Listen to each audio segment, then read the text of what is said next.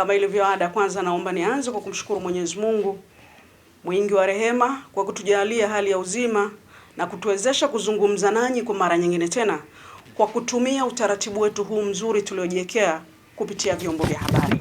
Ndugu wananchi, Baraza la Wanawake leo hii tunapenda kutoa taarifa hii kwa umma wa Tanzania katika kuunga mkono maazimio yote ya chama yaliyotolewa na Makamu Mwenyekiti Bara John Wegesa Heche Disemba 11, 2025 kufuatia matukio ya ukiukwaji mkubwa wa haki za binadamu yaliyotokea kabla, wakati na baada ya kile kilichoitwa uchaguzi mkuu wa Oktoba 29, 2025.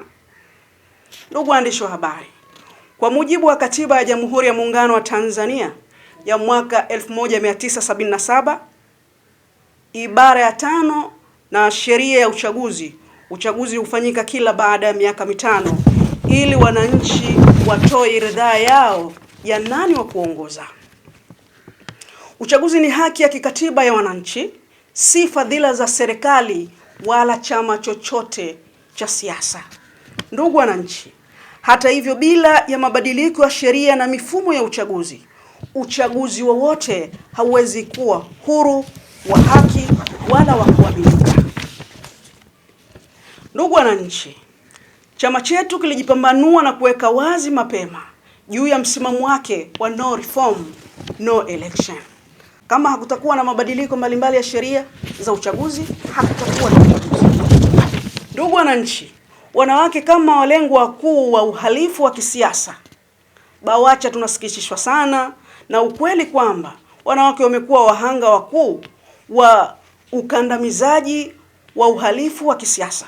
Tumeshuhudia wanawake wengi wakidhalilishwa mchana kweupe, wakipigwa na wengine kubambikiziwa kesi zilizokuwa hazina kichwa wala miguu, na wengine kudiriki hata kuhama makazi yao kwa kuhofia maisha yao. Ndugu wananchi, jambo hili ni la kusikitisha sana na halikubaliki kuona wanawake wakiteswa ndani ya nchi yao wenyewe, hasa katika nchi inaongozwa na mwanamke. Wanawake ni walezi wa jamii na nguzo ya taifa. Kuwatesa wanawake ni sawa na kuhatarisha mustakabali wa Tanzania.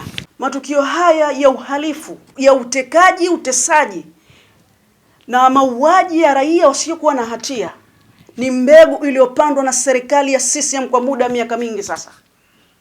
Lakini pamoja na yote haya, hatujatarajia kuona mbegu hii ikiendelea kumea na kustawi chini ya uongozi wake Samia Suluhu Hassan. BAWACHA tunamwambia Samia Suluhu Hassan, jitafakari na uchukue hatua. Nitoe pole kwa wanawake wote nchi nzima na Tanzania kwa jumla, kwa wale wote ambao waliopatwa na majanga yaliyotokana na kile kilichoitwa uchaguzi wa Oktoba 29. Msimamo wetu BAWACHA, tunaunga mkono maazimio yote ya chama, ikiwemo uchaguzi wa tarehe 29 Oktoba 2025 ni batili na matokeo yake yote. BAWACHA tunalaani vikali mauaji ya utekaji, udhalilishaji na matumizi mabaya ya vyombo vya dola dhidi ya wananchi wasio na hatia.